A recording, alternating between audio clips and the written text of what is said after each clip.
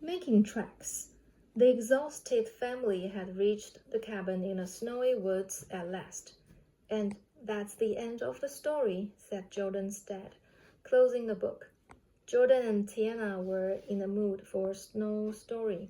It had snowed so hard that they hadn't even been able to go out and play today. But now the snow had almost stopped. The kids looked out the window and watched a few snowflakes flutter to the ground. What are you going to do when we go outside tomorrow, Tiana? Asked Jordan. I'm going to make a snow cat, she answered, cuddling Apricot. Their cat. Jordan said, I'm going to look for animal tracks in the snow. Do you know animals leave a record of where they've been? Mr. Chen told us about it in school. Hi, Dad. Do you think we could go out now?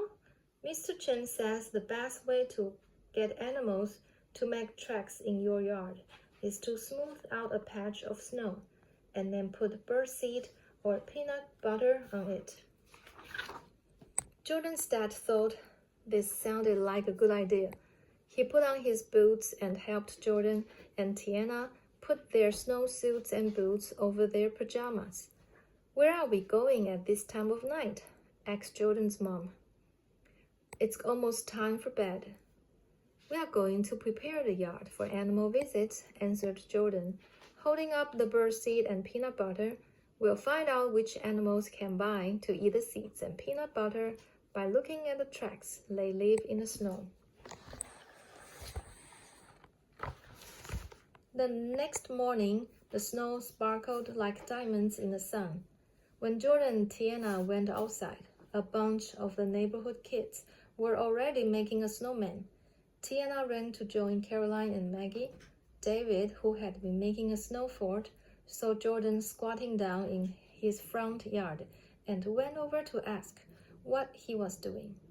I was looking for animal tracks, explained Jordan, pointing to some long marks left by sleds. But it looks like someone has ruined any tracks the animals left. Maybe there are some tracks by the stream, suggested David. David ran to tell his mom where they were going. Then the boys started to walk in the direction of the stream behind their houses.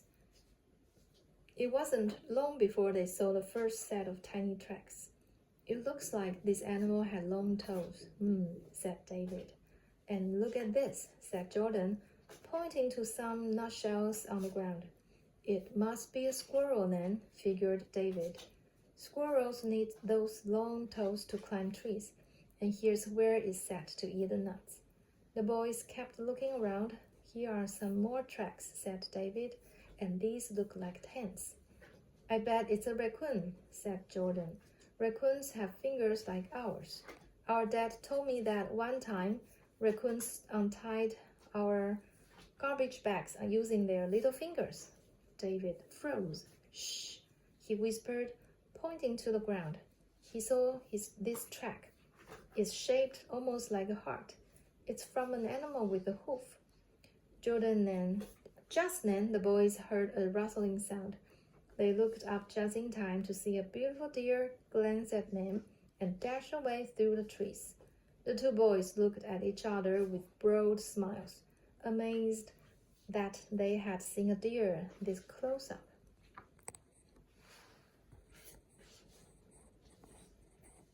The boys walked on, their feet sinking into the deep snow near the stream.